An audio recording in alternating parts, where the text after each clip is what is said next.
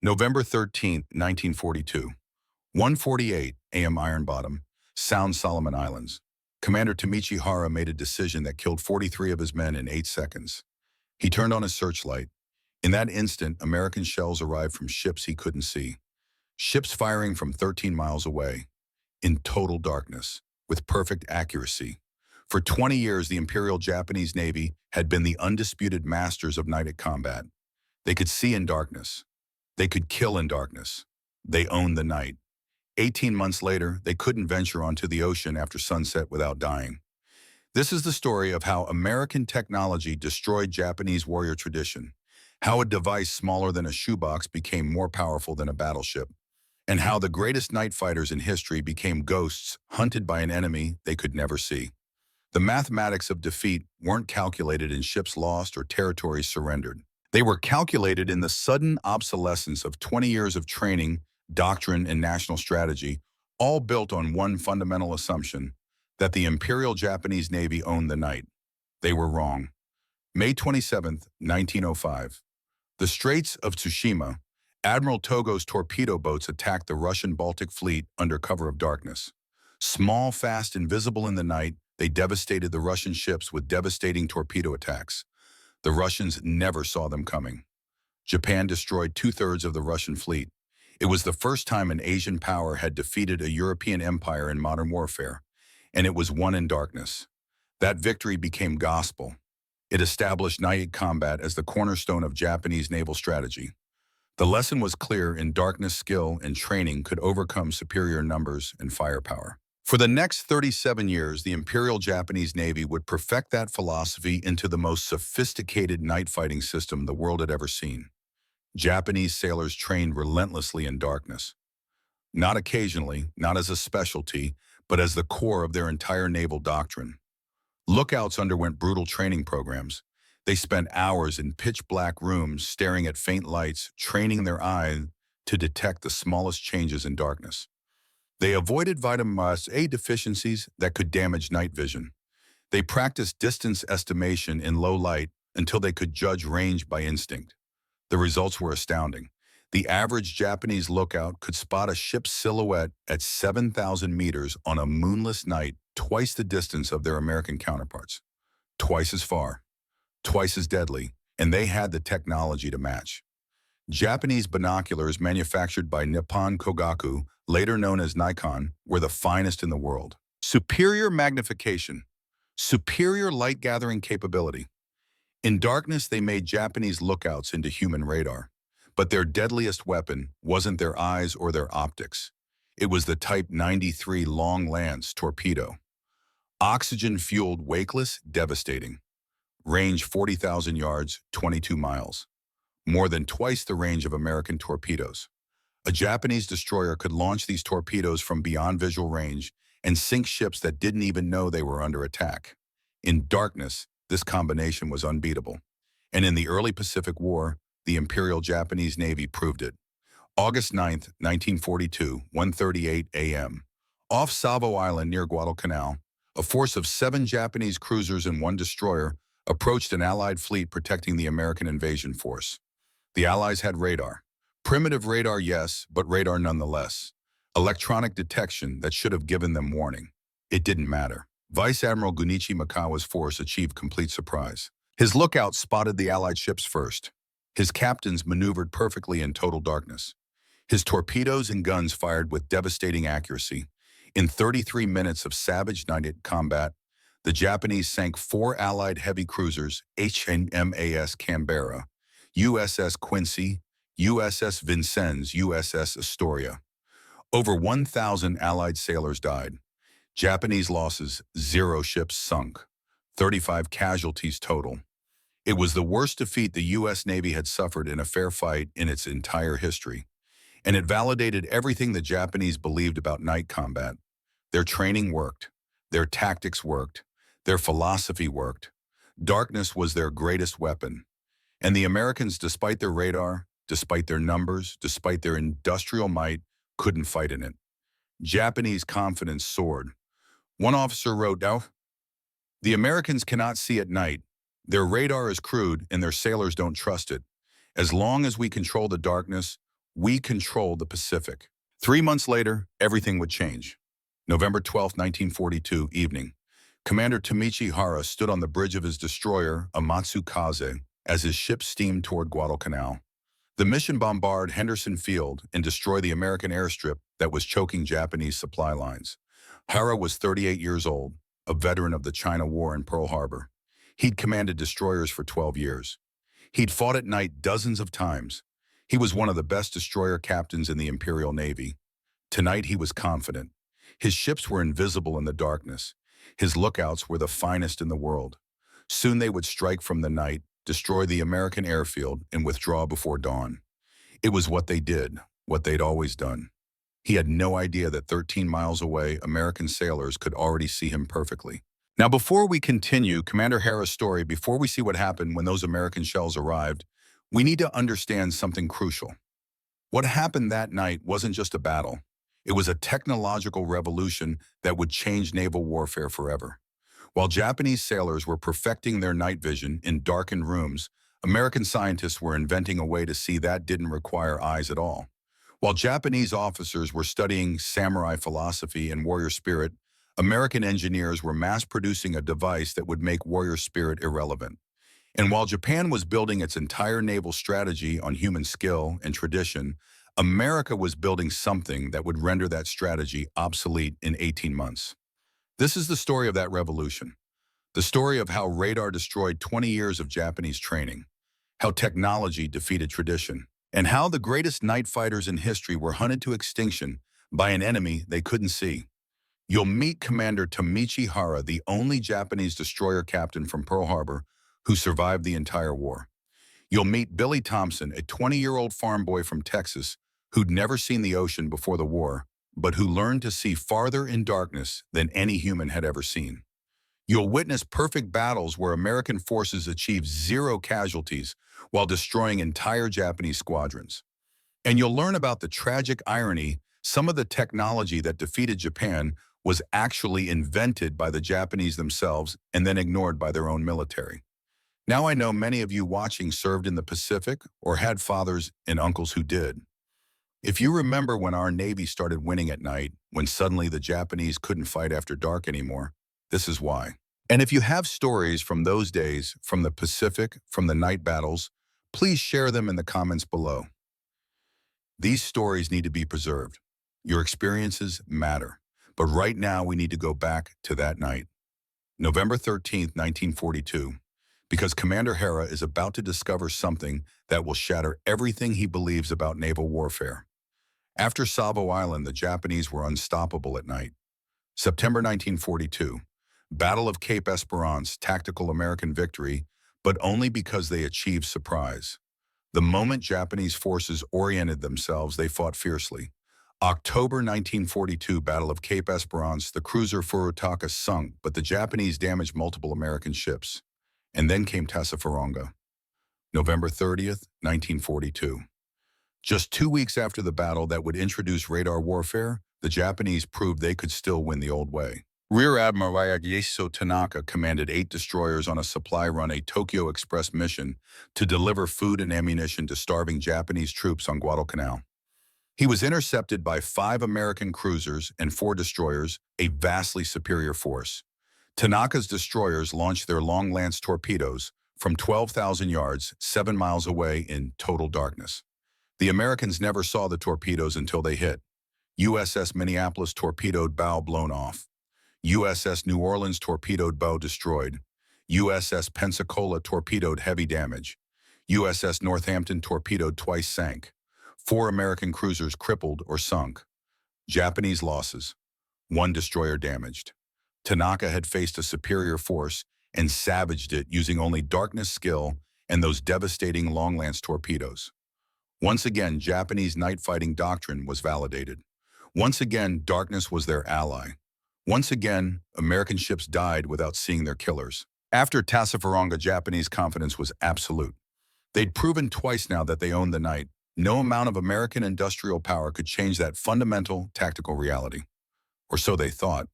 Because 2 weeks earlier, on November 13th, something had happened that Japanese intelligence was only beginning to understand. Something that would change everything. November 13th, 1942, 1:24 a.m. 20-year-old Seaman Billy Thompson sat at his radar console aboard USS Helena, watching the green sweep paint its endless circle on the scope. The sea was dark. Overcast clouds blocked even starlight. Visibility was near zero, perfect conditions for Japanese night fighters. Perfect conditions for radar. Then Billy saw it. A pip, faint at the edge of his scope. He adjusted the gain, double-checked his settings. The pip solidified into multiple contacts. Contact, his voice cracked slightly. Bearing 345, range 27,000 yards. 27,000 yards. 13 and a half nautical miles. Farther than Billy had ever seen anything in his entire life. Farther than you could see from the tallest building in his hometown of Sweetwater, Texas, on the clearest day imaginable. And out there, 13 miles away, invisible in total darkness, were Japanese ships. Commander Hara's ships. Ships whose lookouts, the best trained eyes in the Imperial Japanese Navy, saw absolutely nothing. Just black ocean and black sky. For the next 20 minutes, Billy Thompson and his fellow radar operators tracked the approaching Japanese force. They watched every movement, counted every ship, calculated speed course formation. The Japanese had no idea they were being watched. Admiral Daniel Callahan's task force maneuvered into position.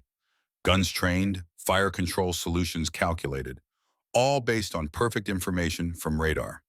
The Japanese steamed forward, blindly confident in their invisibility. 1:41 a.m. 41A. Commence firing. USS Helena's 6-inch guns opened fire. Not blind firing, not star shell illumination followed by visual aiming. Radar directed fire at targets the gunners couldn't see, guided by mathematics and electrons.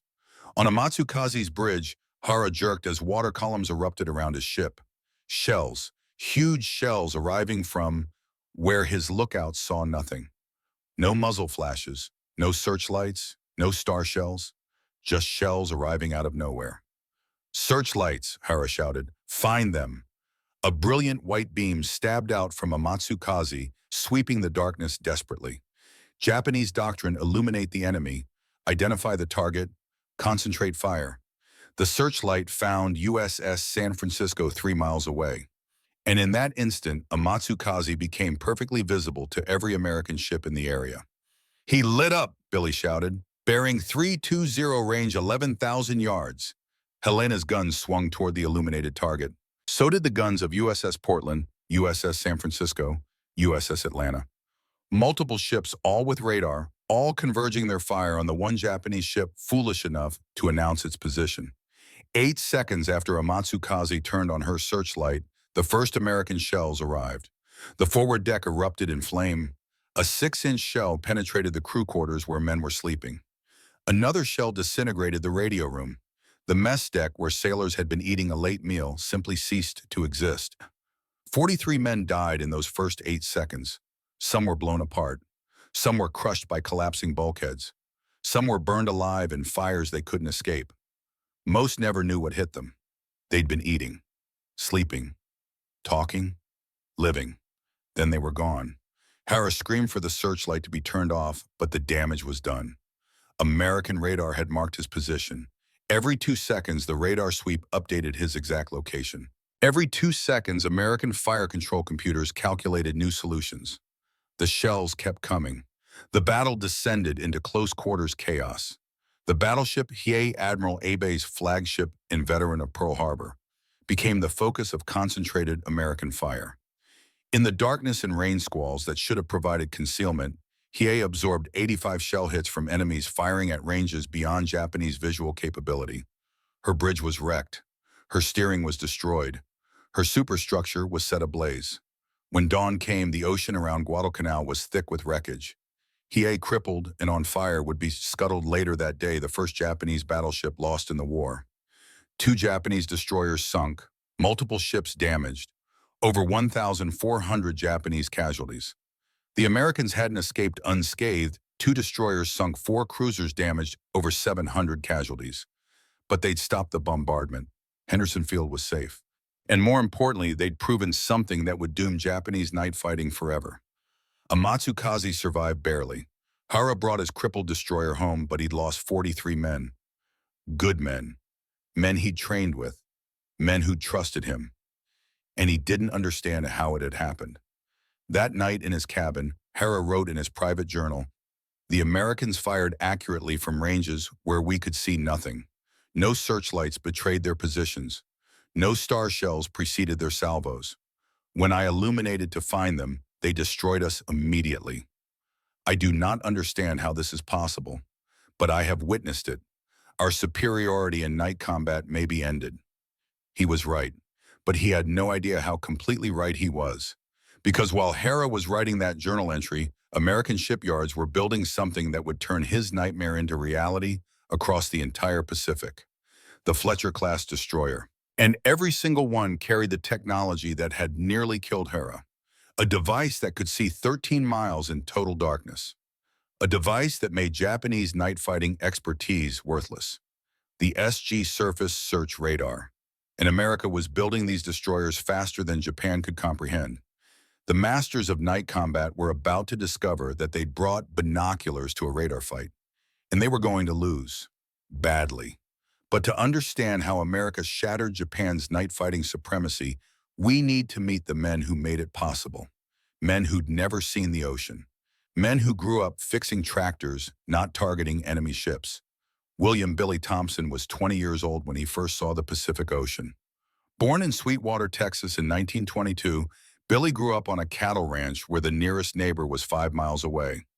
His world was measured in fence posts and water wells, not nautical miles and radar ranges. At night, he'd sit on the porch with his father watching stars so bright you could read by them. The sky stretched forever unpolluted by city lights. The Milky Way was a river of light overhead. "You can see forever out here, son," his father used to say. "A man's eyes are all he needs." Billy believed that. Until December 7th, 1941. The Thompson family gathered around their radio that Sunday afternoon listening to the news from Pearl Harbor. Billy's father, a WWII veteran, sat silently, his face grave. "They'll need men," his father said finally. "Good men." Billy nodded. He was the oldest son. It was his duty. 3 weeks later, Billy was on a Greyhound bus to San Diego. He'd never been more than 50 miles from Sweetwater. Now he was going to fight a war he barely understood against an enemy he'd never seen on an ocean he'd only read about in school. Boot camp was a blur of shouting and seasickness. Billy could rope a calf and fix a fence, but marching in formation and tying nautical knots were foreign languages. The ocean made him sick. The Navy regulations made no sense. He wondered if he'd made a mistake volunteering. Then in June 1942, everything changed. Billy and 24 other recruits were pulled aside by a Navy officer who looked like he'd rather be teaching physics than training sailors. The officer wore thick glasses and spoke with the careful precision of an academic. "Gentlemen," the officer said, adjusting his glasses, "you're about to learn something that will change naval warfare forever. You're going to learn to see in the dark." The equipment looked like something from a Buck Rogers comic. A round screen that glowed green in the darkness. A sweeping line that painted pictures of things that weren't visible. "This," the officer tapped the screen, "is an SG Surface Search Radar. It operates on microwave frequencies, can detect a destroyer at 15 nautical miles, and can do it at night in fog, in rain, in any weather. The Japanese have nothing like it." Billy stared at the screen, mesmerized by the glowing green sweep. Back home, he could spot a stray calf at maybe half a mile on a clear day if he was paying attention. This machine could see a ship 15 miles away in total darkness. "Sir," Billy raised his hand tentatively. "How's that even possible?" The officer smiled. "Son, you're about to learn that the best eyes in the Navy aren't eyes at all. They're electrons bouncing off metal and returning to an antenna. Welcome to the future of warfare." For 6 weeks, Billy lived in darkened rooms learning to read the green glow of the radar scope, learning to distinguish between rain squalls and enemy ships, between friendly vessels and targets, between real contacts and phantom returns. The other sailors called them scope dopes, guys who stared at screens instead of learning real seamanship. Billy didn't care. While his buddies learned to tie bowlines and splice rope, Billy was learning to see farther than any human had ever seen before. In September 1942, Seaman Billy Thompson reported aboard the USS Helena, a light cruiser that had been at Pearl Harbor. She'd been torpedoed on December 7th, nearly sunk. Now repaired and upgraded, she carried the most advanced radar suite in the Pacific Fleet. The SG Surface Search Radar, the SK Air Search Radar, the Mark IV Fire Control Radar linked to automatic gun directors. Captain Charles P. Cecil met Billy on his first day. Cecil had been at Pearl Harbor too. He'd watched Japanese planes bomb his ship while American sailors scrambled to respond. He'd vowed it would never happen again. "Mr. Thompson," Cecil said, standing in the Combat Information Center, "your scope is more valuable than any gun on this ship. You see them first, we hit them first. Simple as that." Billy nodded, not quite understanding yet. He would. Soon. November 12, 1942. USS Helena steamed toward Guadalcanal as part of Rear Admiral Daniel Callahan's Task Force 67. Intelligence reported a large Japanese force approaching battleships, cruisers, destroyers. Their mission: bombard Henderson Field and destroy the American airstrip that was strangling Japanese supply lines. Billy Thompson sat at his radar console at 100 a.m. watching the green sweep paint its endless circle. The sea was dark, overcast, blocking even starlight. The kind of night where you couldn't see your hand in front of your face. Perfect conditions for Japanese night fighters. Perfect conditions for radar. Billy's hands were shaking slightly. He'd never been in combat before. The closest he'd come to danger was when a bull charged him back on the ranch. Now he was hunting Japanese warships in the middle of the Pacific Ocean. He forced himself to breathe steadily. Focus on the scope, just the scope, at 1:24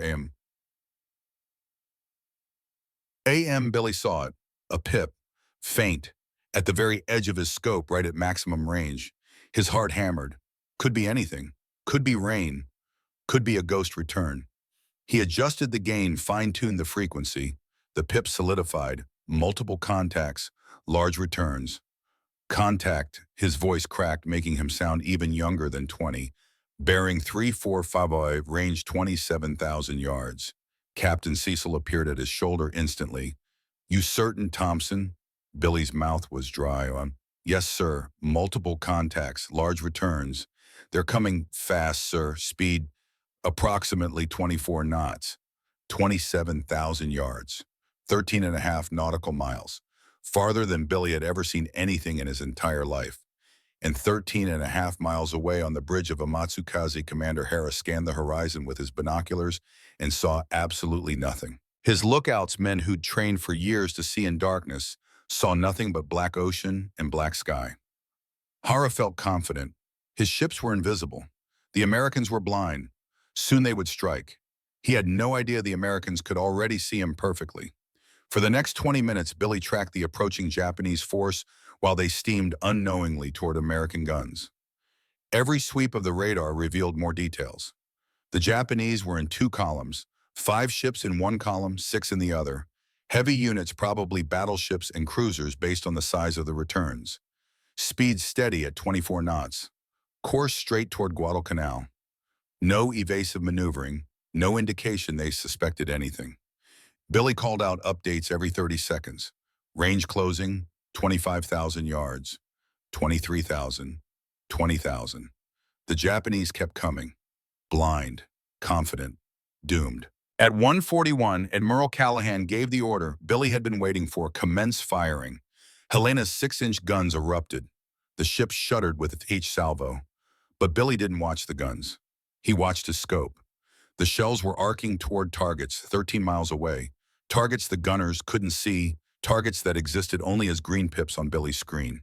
He watched the pips representing Japanese ships, watched for course changes, speed changes, any indication they knew what was happening. Then the pips scattered. The orderly formation dissolved into chaos. Ships turning, accelerating. The Japanese had realized they were under attack, but from where one pip separated from the others, grew brighter on the scope that meant it was illuminating something. "Contact bearing 320 just lit up," Billy shouted. "He's using a searchlight." A Matsukaze searchlight beam had found USS San Francisco. Japanese doctrine, illuminate to identify and target. But the searchlight had turned a Matsukaze into a beacon. Every American ship could now see exactly where to shoot. Billy watched on his scope as multiple American ships converged fire on that single bright pip. Range to lit contact 11,000 yards. Billy called out, his voice steadier, now falling into the rhythm of combat. The pips on his scope were ships, ships full of men just like him, men who were about to die because Billy had seen them first and called out their position. He pushed the thought away.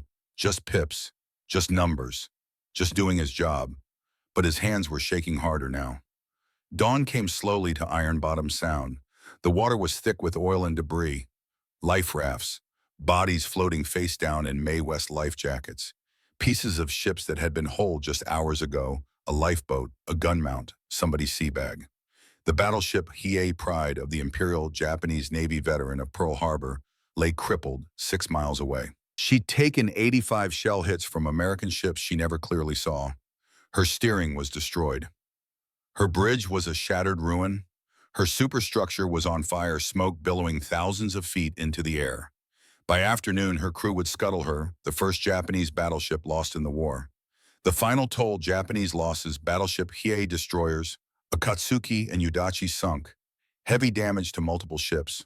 Over 1,400 casualties. American losses: destroyers Barton Cushing, Laffey Monson sunk. Cruisers Atlanta and Juneau sunk. 4 cruisers damaged. Over 700 casualties. The Americans had paid a heavy price, but they'd stopped the bombardment.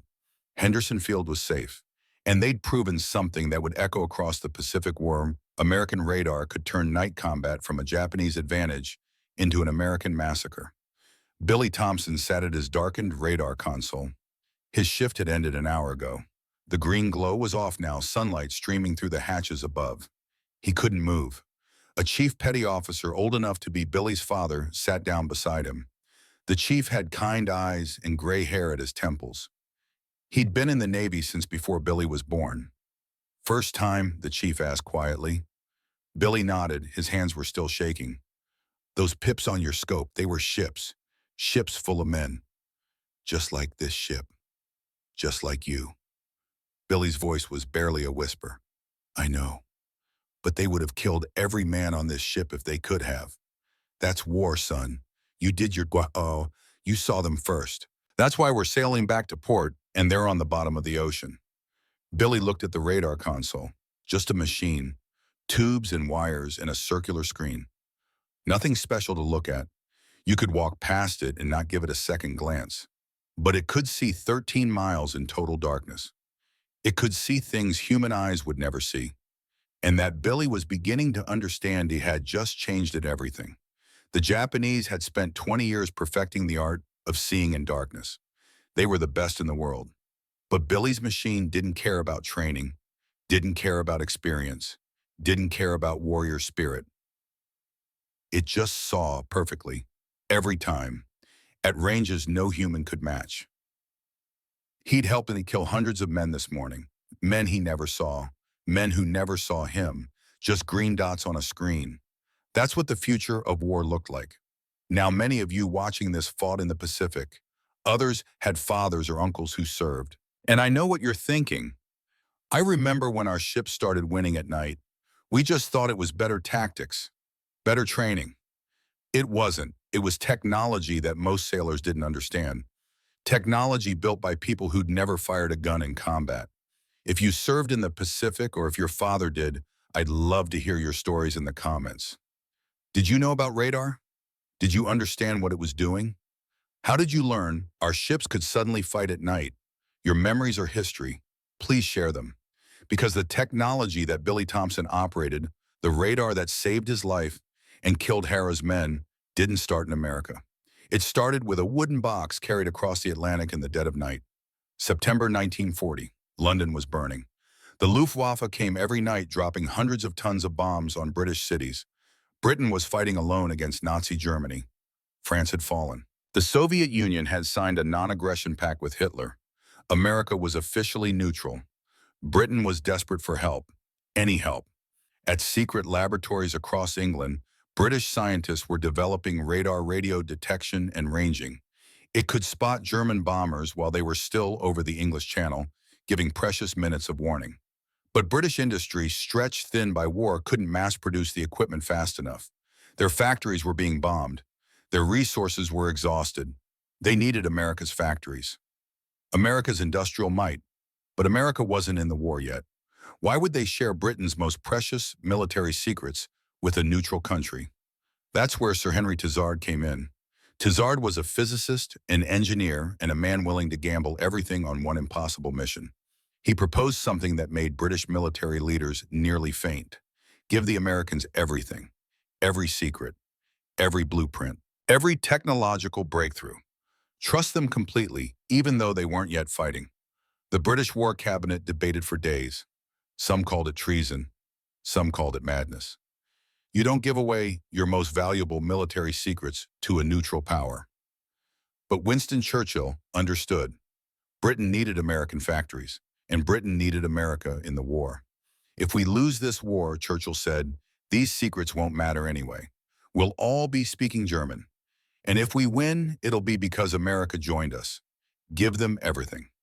On September 6, 1940, Sir Henry Tizard and a small team of Britain's top scientists boarded a ship bound for Canada, then on to the United States. They carried documents, blueprints, schematics of every British military technology: radar, sonar, explosives, proximity fuses. But the most valuable thing they carried fit in a small wooden box, the cavity magnetron. It was smaller than a shoebox, weighed about a pound. Didn't look like much, just a copper cylinder with some carefully machined cavities and magnetic components. But it could generate microwave radiation at 10-centimeter wavelength with 1 kilowatt of power. That might not mean much to you, but to the engineers who first saw it, demonstrated it was like seeing magic. Previous radar systems operated at much longer wavelengths, meters instead of centimeters. That meant poor resolution. They could tell you something big was out there, but couldn't give you details. The cavity magnetron's short wavelength meant incredible precision. It could detect a destroyer at 15 miles and tell you its exact size, speed, and heading. It could spot a submarine's periscope breaking the surface. It could track torpedo wakes. It could see through fog rain, darkness, smoke. It could see everything. When Tizard's wild mission arrived in America, they were met by engineers from Bell Labs, Western Electric, General Electric, and representatives from a brand new research facility established just weeks earlier, the Massachusetts Institute of Technology Radiation Laboratory, the MIT Rad Lab. The MIT Radiation Laboratory had been established in November 1940 with a handful of physicists in a cramped lab. By 1943, it would employ nearly 4,000 people and occupy multiple buildings. 9 of its scientists would later win Nobel Prizes, but their wartime contribution was far more important than any individual prize. Their mission: take British radar technology and Americanize it. Make it better, make it smaller, make it reliable enough for use on rolling pitching ships in the Pacific, make it mass-producible, make it war-winning. And American industry did what it did best: scaled up. British factories were producing cavity magnetrons by the dozens, painstakingly handcrafted by skilled technicians. American factories produced them by the tens of thousands. Assembly lines, standardized parts, quality control, mass production. By war's end, America had manufactured over 250,000 cavity magnetrons. Britain had given America the seed of an idea. America grew it into a forest that covered the world. The SG surface search radar that Billy Thompson operated on USS Helena was one of approximately 1,000 units produced during the war. Each one represented thousands of hours of engineering work. Each one incorporated advances made at MYT, tested at sea, refined through combat experience. Each one could see farther in darkness than any human eyes ever could. And each one was being installed on American ships faster than Japan could build ships of any kind. The technology gap wasn't just growing, it was becoming unbridgeable. But here's the cruel irony of this story: the technology that was defeating Japan, some of it was Japanese. In 1926, Japanese professor Hidetsugu Yagi, working at Tohoku University, invented a revolutionary antenna design. The Yagi antenna could focus radio waves in a specific direction with incredible efficiency.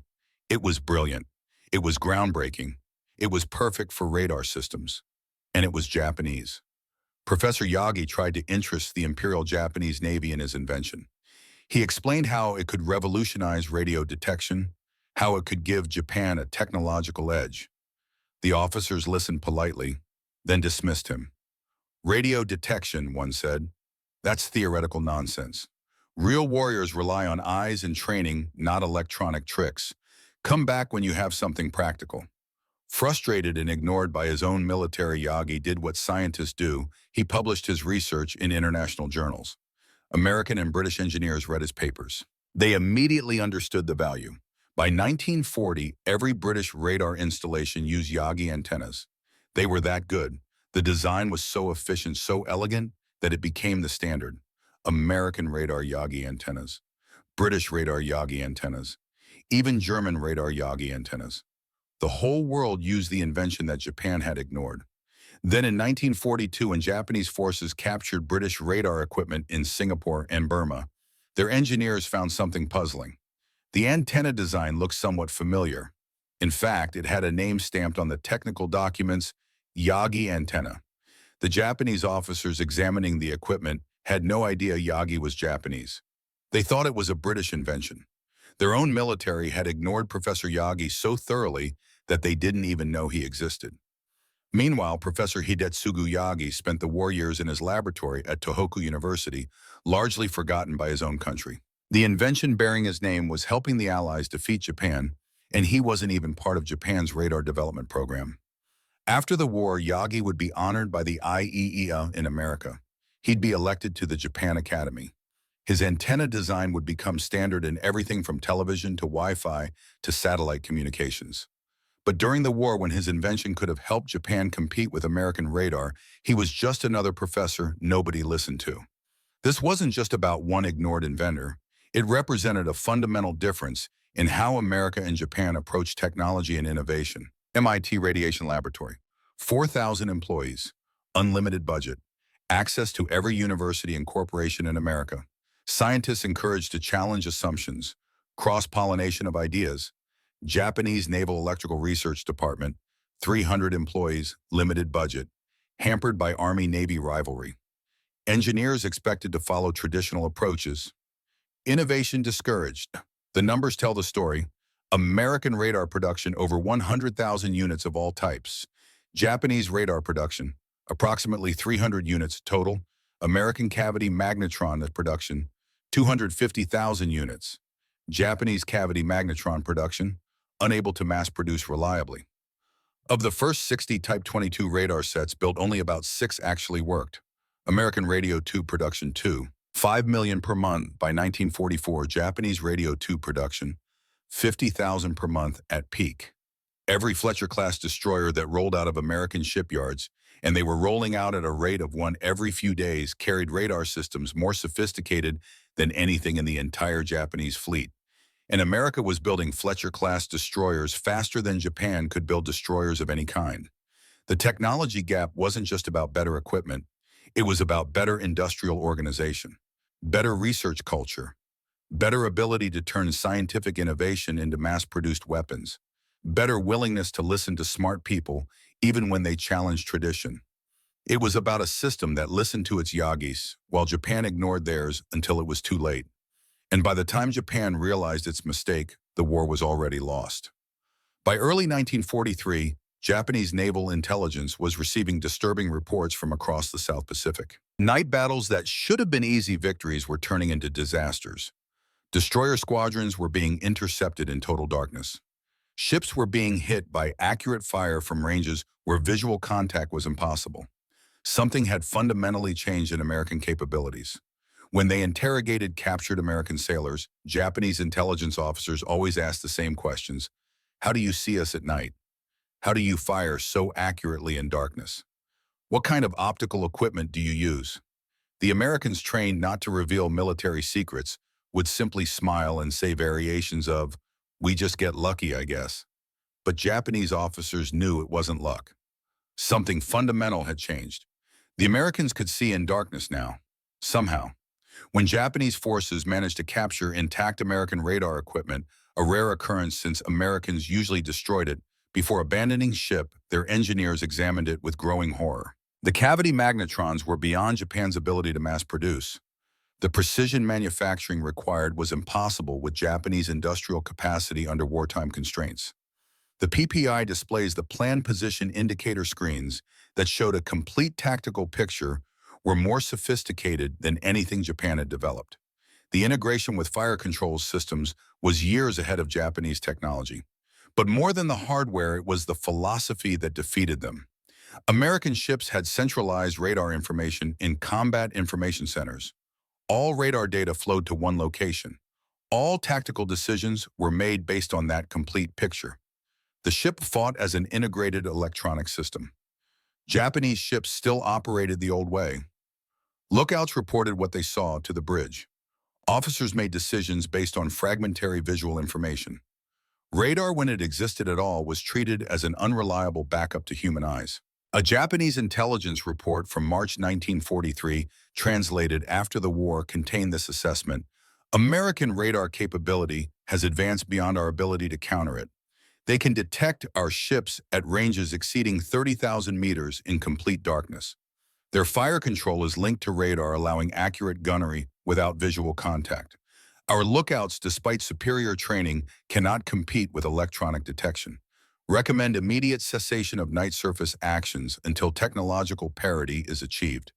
That recommendation was filed away and ignored by the operational commanders who still believed in the supremacy of warrior spirit. Commander Hara, recovering from injuries sustained when Helena's radar-directed guns found Amatsukazu Aso, wrote in his private journal, November 20th, 1942, "The Americans can see in darkness. I do not understand how, but I have witnessed it. Our superiority in night combat is ended. We are fighting blind against an enemy who sees everything. How can warrior spirit overcome an enemy we cannot see?" The Naval War College at Yokosuka tried to develop new tactics for fighting radar-equipped ships. The solutions they proposed were desperate. Radical, unpredictable maneuvering to break radar tracking. Ineffective modern radar could track through any maneuver. Launching torpedoes at calculated positions without visual contact.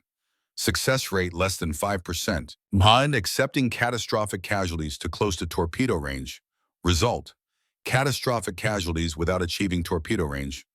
Operating only under air cover or in daylight. Admission night. Combat superiority loss. Imagine being a Japanese destroyer captain in late 1943. You've trained for 20 years in night combat. You can identify ship silhouettes in darkness or from 7,000 meters. Your lookouts are the best in the world. Their night vision honed by endless training. Your torpedoes are unmatched 40,000-yard range, wakeless, devastating. You're the elite, the best night fighters in naval history, but none of that matters anymore.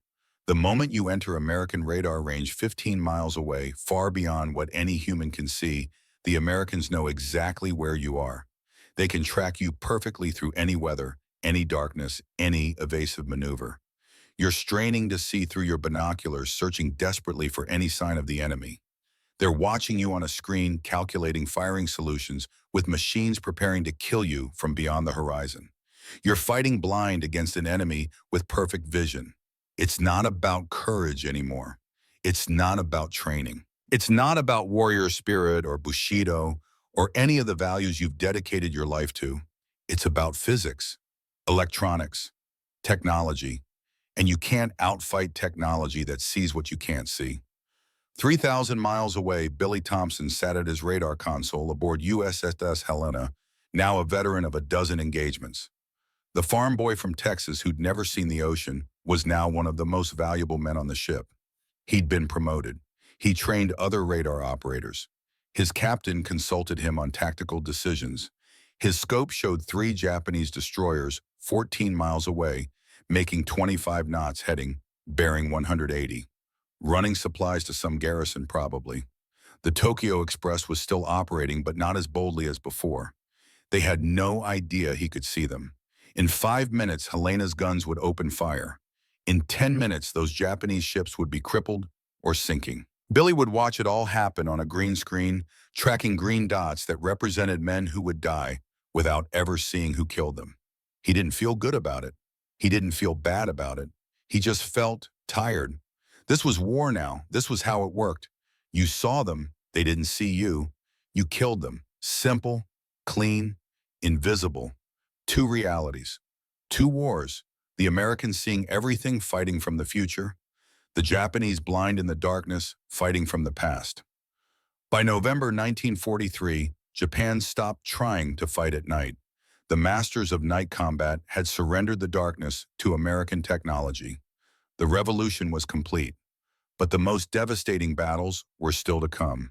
August 6, 1943, 11:33 p.m. Vela Gulf. 6 American destroyers steamed in perfect formation through the darkness. Commander Frederick Moosbrugger, commanding Destroyer Squadron 12 from USS Dunlap, stood in the Combat Information Center, eyes fixed on the radar plot. Moosbrugger was 41 years old, an Annapolis graduate and a destroyer man through and through. Unlike the cautious admirals who'd lost ships at Savo Island, Moosbrugger trusted his radar completely. His orders were simple: intercept Japanese destroyers running supplies to Vila. Intelligence reported 4 destroyers carrying 950 troops and supplies for the garrison. Those Japanese destroyers had no idea the Americans were waiting. At 11:33 p.m., the radar operator's voice was almost casual. Contact. 4 ships bearing 320 range 22,000 yards. 22,000 yards. 11 nautical miles. The Japanese were exactly where intelligence said they'd be. Moosbrugger smiled slightly. All ships come to course 320. Prepare torpedoes. We'll close to 7,000 yards before firing. What happened next was a masterpiece of radar-guided warfare. The American destroyers turned as one, guided by radar. No lights. No visual signals that the Japanese might spot. No radio chatter they might intercept. Just 6 ships moving with mechanical precision toward an intercept point calculated by machines. On the Japanese destroyers, Hagikaze Arashi, Kawakaze, and Shigure lookouts scanned the darkness religiously. Tokyo had warned them Americans can fight at night now. Be vigilant, but they saw nothing. The ocean around them was empty darkness, safe. Captain Katsumi Kawa commanded Shigure. He was standing in for Hara tonight. Hara was still recovering from his wounds. Kawa was confident. He'd fought at night before. His lookouts were the best in the fleet. Maintain speed, Kawa ordered. Keep sharp lookout. We'll be in Vila waters in 2 hours. His lookouts were sharp. The best in the world trained from childhood to see in darkness. But they were looking for something visible. 11:42 p.m. Range 12,000 yards, the American radar operator called out. Moosbrugger studied his plot. The Japanese were in column formation, making 28 knots, heading straight for Vila. Perfect targets, and they still showed no sign of detection. No course changes, no speed increase, nothing. All ships stand by for torpedo attack.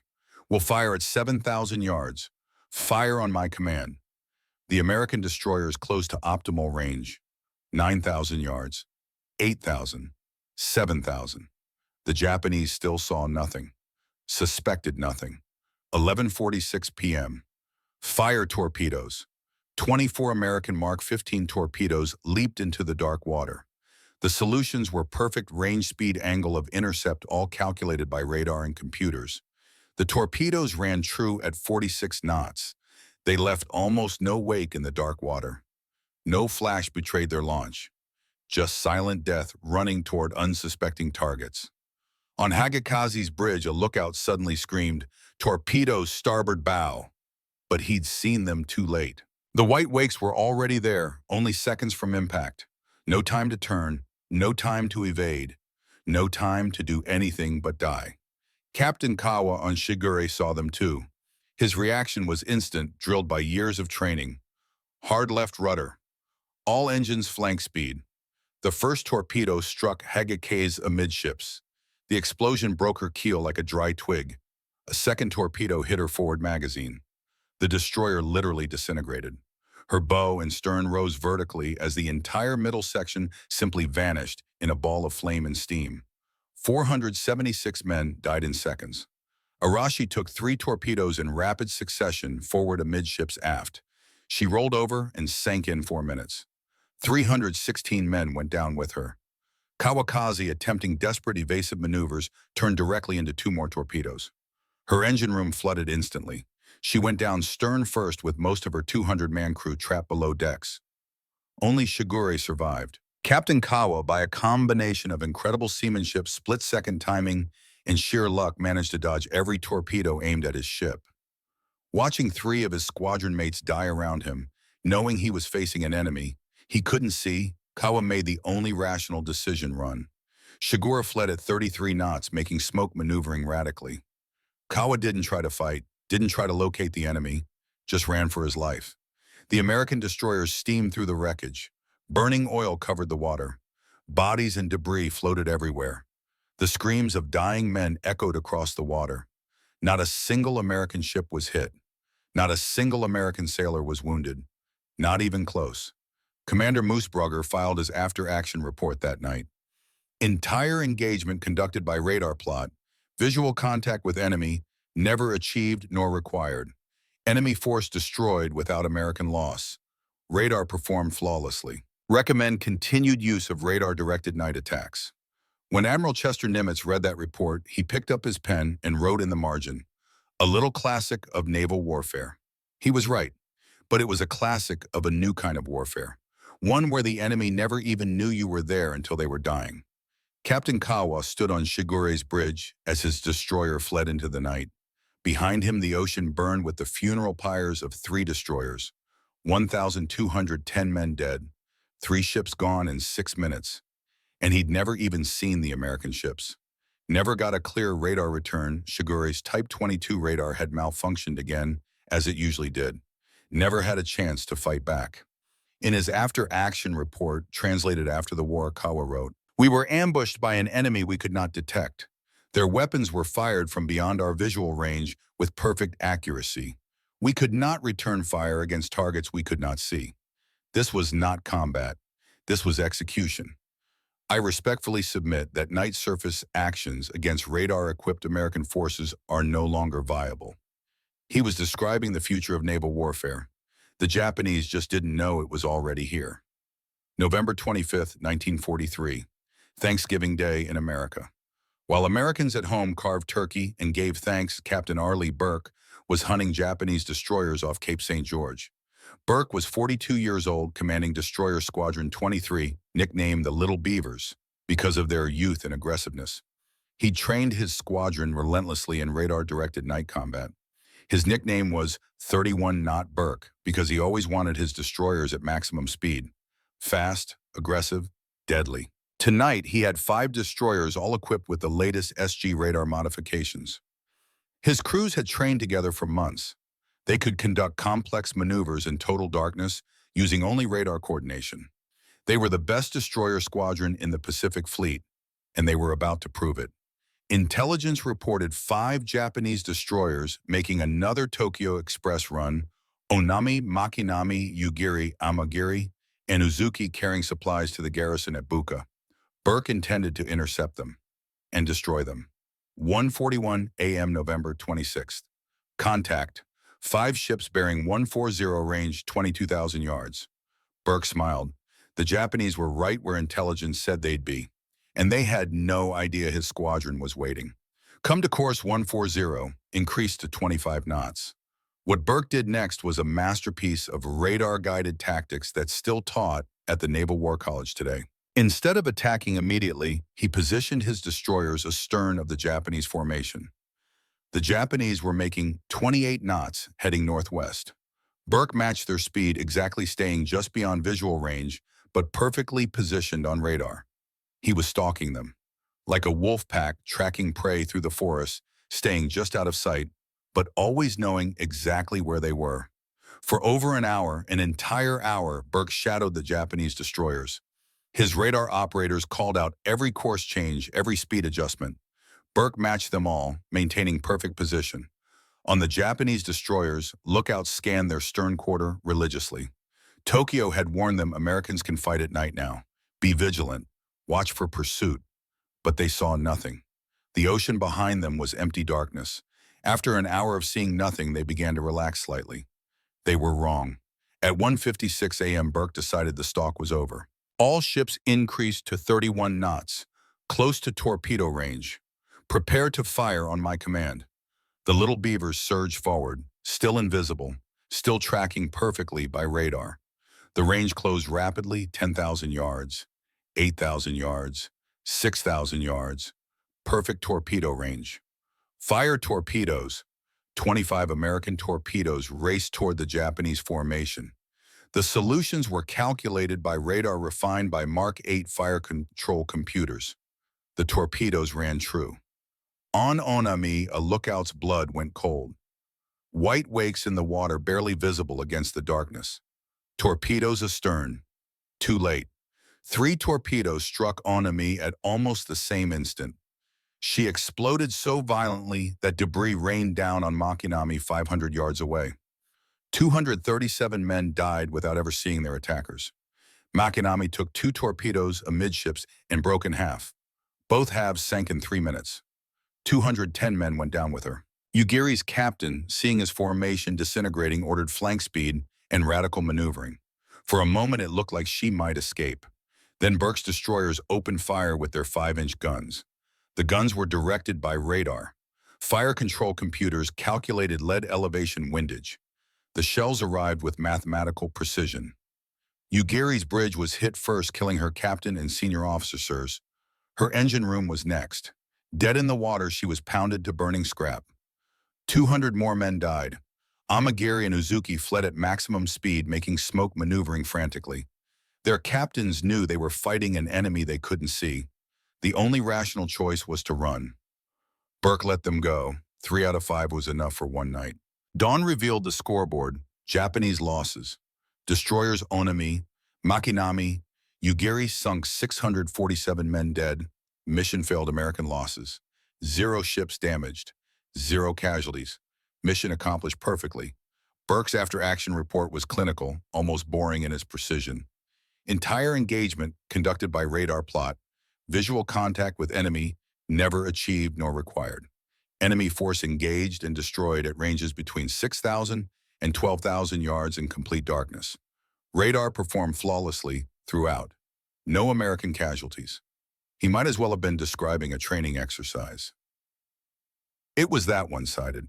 When the report of Cape St. George reached Japanese naval headquarters in Tokyo, it sparked furious debate. 3 destroyers lost without inflicting any damage on the enemy. Impossible. The crews must have been incompetent. The commanders must have been cowardly. But the survivors told a different story. They described an enemy that could see perfectly in total darkness. Ships that fired from beyond visual range with impossible accuracy. Technology that made traditional night fighting tactics not just difficult, but suicidal. On December 15, 1943, Combined Fleet Headquarters issued a directive that marked the end of an era. Night surface actions against radar-equipped American forces are no longer viable. Destroyer operations in contested waters will be conducted only under air cover or in daylight hours. The era of Japanese night fighting supremacy is ended. Commanders will acknowledge and act accordingly. The masters of night combat had surrendered the darkness. Forever. The Battle of Cape St. George was the last major surface engagement in the Solomon Islands campaign. Japan never attempted another night destroyer action in the Pacific War. Let's talk about what radar actually did to Japanese destroyer forces. Not in terms of tactics or philosophy, but in cold hard numbers that don't lie. Pre-radar era, December 1941 to October 1942. Japanese destroyer losses in night combat. 8 American destroyer losses in night combat, 11. Exchange ratio, 1.4 to 1, favoring Japan. The Japanese were winning. Their 20 years of training worked. Their tactics worked. Darkness was their ally, just as they believed since Tsushima. Early radar era, November 1942 to June 1943. Japanese destroyer losses in night combat, 19. American destroyer losses in night combat, 7. Exchange ratio, 2.7 to 1, favoring America. The advantage had reversed. Not overwhelmingly yet, but clearly. American radar was changing the game fundamentally. Mature radar era, July 1943 to August 1945. Japanese destroyer losses in night combat, 47. American destroyer losses in night combat, 4. Exchange ratio, 11.8 to 1, favoring America. 11.8 to 1. That's not a battle. That's not even a fight. That's a massacre. In 24 months, Japan went from being the undisputed masters of night combat to being helpless victims. 47 destroyers lost in night actions for only 4 American destroyers sunk. But it wasn't just combat losses. It was production capacity. the ability to replace losses. American destroyer production, 1942 to 1944. Fletcher-Class destroyers, 175 ships. Other destroyer classes, 412 ships, total 587 destroyers. Built Japanese destroyer production, 1942 to 1944. All classes combined 32 ships. Let that sink in. America built 18 destroyers for every one Japan built. 18 to 1. And every single American destroyer carried radar that was generations ahead of anything Japan could produce. American SG surface search. Radar 1,000 units, American radar. All types, 100,000 plus units. American cavity magnetrons, 250,000 units. American radar technicians trained 50,000, plus Japanese radar. All types combined 300 units. Functional Japanese Type 22 radars, 60 units. Japanese radar technicians trained 500. The technology gap was staggering. Let me show you what I mean. American SG radar detection, range 15 plus nautical miles, accuracy plus or minus 40 yards, range plus or minus 0. 5-degree bearing, display plan, position indicator, God's eye tactical view, reliability, 95%, operational availability, integration, direct link to fire control, computers, production, mass-produced standardized Japanese Type 22, radar detection range, 10 nautical miles, optimal, conditions only, accuracy plus or minus 300 yards, range plus or minus 5 degrees, bearing display A-scope single line, showing range only. Reliability 40%, operational availability, integration, none, manual voice reporting, production, hand-built, often non-functional. An American radar operator like Billy Thompson could detect a ship at 15 miles, determine its exact course and speed, feed that information directly to gun directors, track multiple targets simultaneously, see through darkness, fog, rain, smoke. A Japanese radar operator on the rare ships that had working radar could maybe detect something at 10 miles, give a rough bearing and distance, hope the bridge officers believed him. Watch the system fail half the time. It wasn't even close. The American advantage wasn't 2 to 1 or 3 to 1. In practical terms, it was closer to 10 to 1 or 20 to 1. And this wasn't just about technology. It was about what that technology meant for the men fighting the war. American sailors fought from climate-controlled combat information centers, watching clear displays, making decisions based on perfect information. Japanese sailors stood on open bridges in howling storms, straining their eyes until they ached, making decisions based on fragmentary glimpses and gut instinct. One side was fighting from the future. The other was fighting from the past. Final Pacific War statistics. Japanese destroyers lost all causes. 134 American destroyers lost all causes, 71. But in night surface combat specifically, Japanese 74 destroyers lost. American 22 destroyers lost. The masters of night combat lost more than 3 times as many ships in their own specialty. The darkness they'd once ruled had become their graveyard. But this story isn't just about ships and statistics. It's about what happens when an entire culture's military philosophy becomes obsolete overnight. The Imperial Japanese Navy had spent 40 years building a night fighting capability based on one fundamental belief: human skill and warrior spirit can overcome material disadvantage. This wasn't just tactics. It wasn't just doctrine. It was philosophy. It was culture. It was the essence of Bushido, the warrior code, that said spirit could triumph over mere material.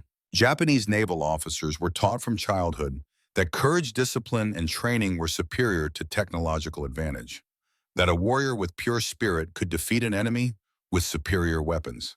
And for decades this had worked. At Tsushima in 1905, smaller Japanese ships with superior training defeated the massive Russian fleet. The Japanese attributed this to Yamato Damashi, the Japanese spirit. Young men entered Naval Academy at age 14. They trained in darkness for hours every day. They memorized ship silhouettes until they could identify vessels by the faintest outline. They practiced distance estimation until it became instinct. They graduated believing they were the best night fighters in the world. They were right. In 1942, they absolutely were the best. And then radar made all of it irrelevant. Imagine being a Japanese destroyer captain in 1944. You're 35 years old.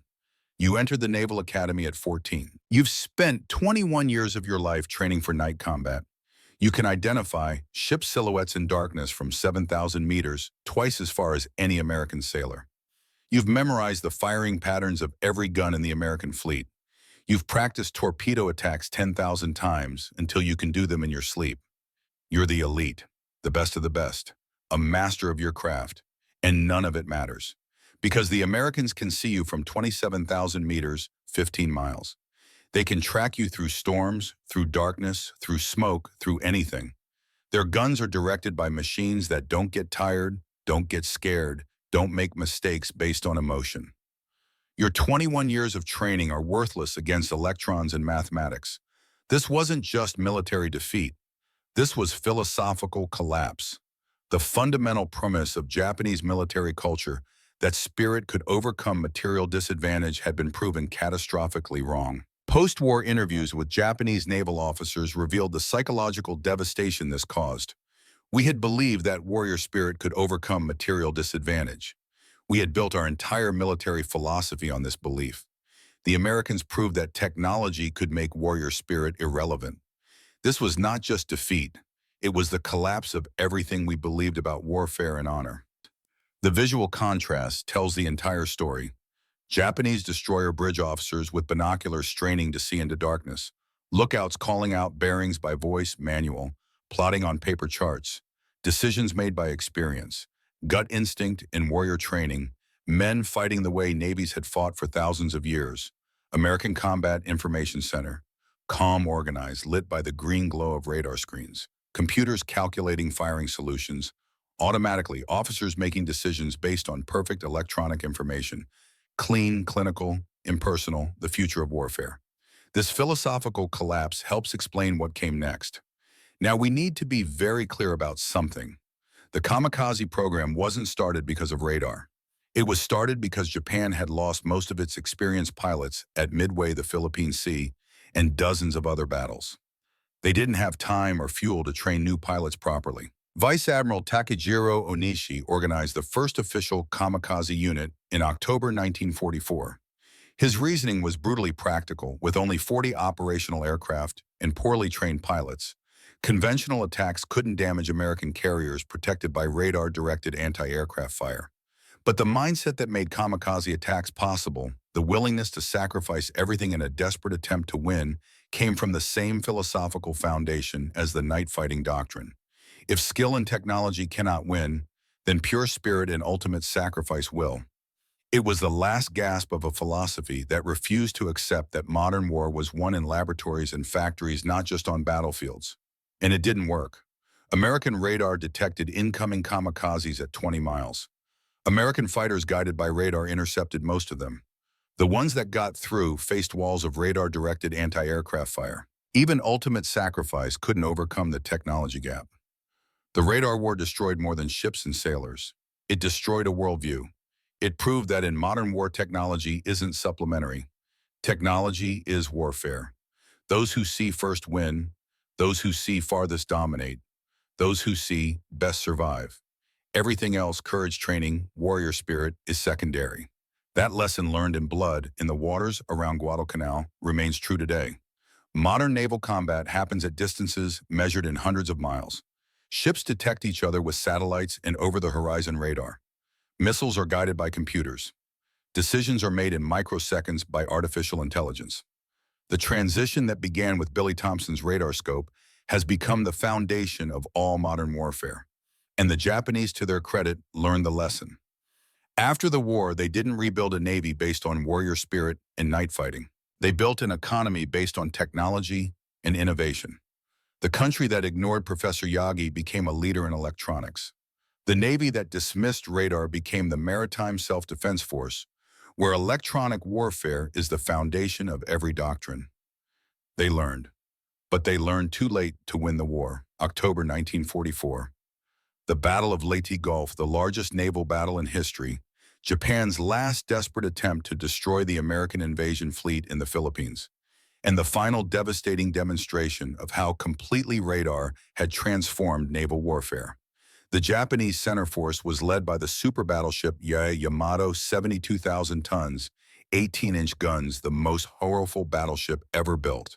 With her were battleships Nagato Kongo and Haruna, heavy cruisers, destroyers, a fleet built to annihilate anything it encountered. On October 25th, through a series of miscommunications and mistakes, this massive force encountered something it never expected: a group of small American escort carriers and destroyers off the island of Samar. It should have been a massacre. Battleships versus escort carriers. No contest, except the Americans had radar, and they had commanders who knew exactly how to use it. Commander Ernest Evans, commanding the destroyer USS Johnston, didn't hesitate when he saw Japanese battleships on his radar scope. He charged directly at them. Johnston raced toward the battleships at flank speed, making smoke, firing her 5-inch guns at targets that outweighed her 10-1. But here's the key: Johnston's radar allowed her to see through her own smokescreen.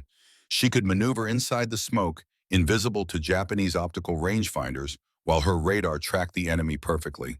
The Japanese battleships opened fire with their massive guns. And here's where the technology gap became almost absurd. Because Japanese ships lacked radar fire control, they had to spot their shell splashes visually to adjust their aim. But with multiple battleships firing at the same targets, how could spotters tell which colored water columns belonged to which ship? Their solution? Colored dye markers in the shells.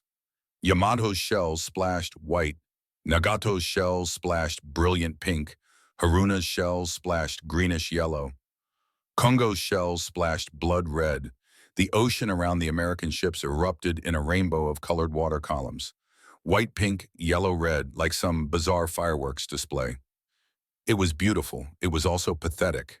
While the Japanese were identifying their shell splashes by color like a child's paint by numbers, said American ships were using radar and ballistic computers to calculate firing solutions automatically. Johnston's 5-inch guns, guided by radar, scored hits on the heavy cruiser Kumano at ranges where Johnston's crew couldn't even see their target clearly through the smoke.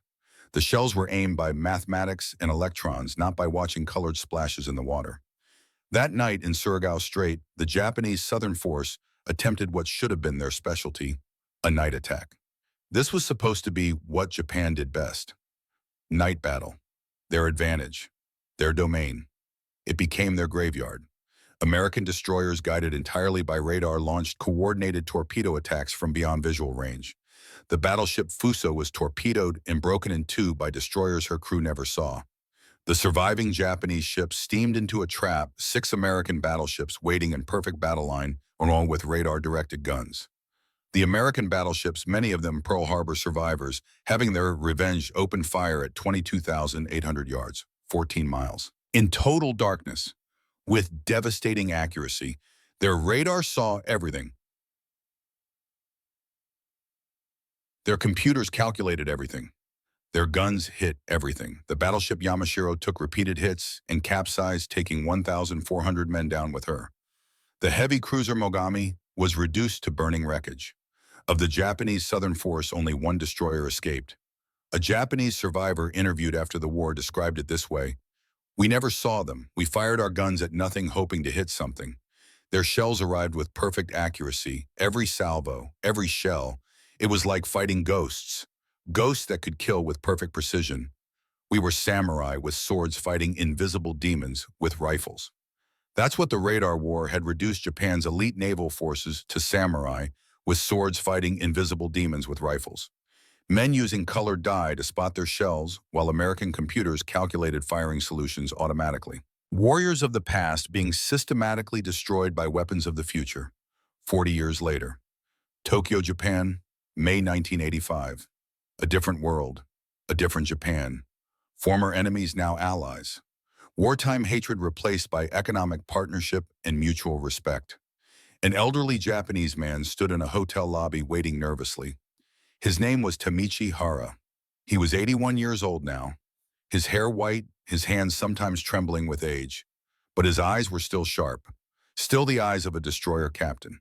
Hara was the only Japanese destroyer captain who'd commanded a ship at Pearl Harbor and lived to see the end of the war.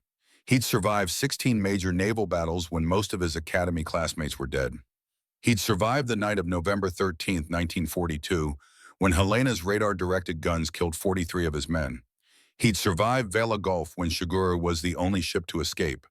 He'd survived until surrender through battles that killed almost everyone he knew. After the war, he'd written his memoir, taught naval history at Japanese universities, and spent decades trying to understand what had happened, how Japan had lost so completely, how 20 years of training had become worthless so quickly. Now he was about to meet one of the men responsible. Billy Thompson walked into the lobby. He was 63 now, gray-haired, wearing civilian clothes. The farm boy from Texas had become an electrical engineer after the war, worked for Texas Instruments, helped develop some of the radar systems that evolved from the SG radar he'd operated in 1942. He'd married, raised 3 kids, lived a normal American life. But he'd never forgotten the war, never forgotten the green pips on his scope that represented men who died because he'd seen them first. They stood facing each other, an American engineer and a Japanese warrior, youth and age, technology and tradition, victor and vanquished. Hara bowed slightly, a small gesture of respect. Billy offered his hand. They shook. For a long moment, neither spoke. What could you say? How do you begin a conversation with someone who tried to kill you, who you tried to kill 43 years ago? Finally, Hara spoke in careful, accented English. You were there, USS Helena, November 13th, 1942. Billy nodded, his throat tight. Yes, sir. I was the radar operator. I tracked your ship. You saw us before we saw you. Yes, sir. Another long silence. Then Hara said quietly, my men died because I turned on a searchlight.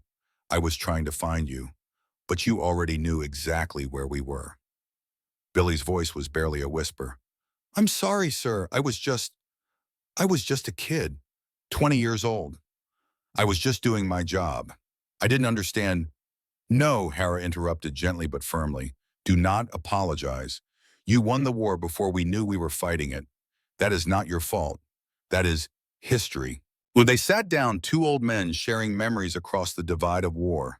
They talked for 3 hours that day, about radar and training, about fear and duty, about watching men die, whether through binoculars or on a glowing screen. I spent 20 years learning to see in darkness, Hara said. Every day, hours in dark rooms training my eyes.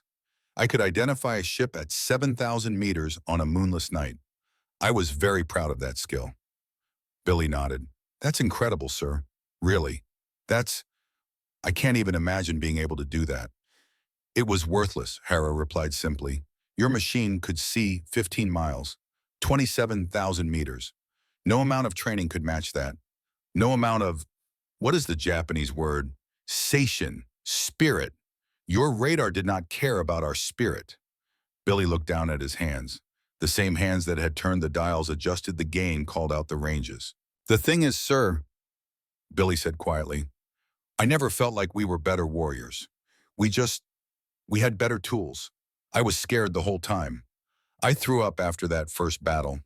I had nightmares for years. That is exactly correct, Hara said, leaning forward. And that is what we did not understand until too late. We believed warrior spirit could overcome material disadvantage. We believed training and courage were enough. Your radar proved us wrong. I used to have nightmares, Billy admitted.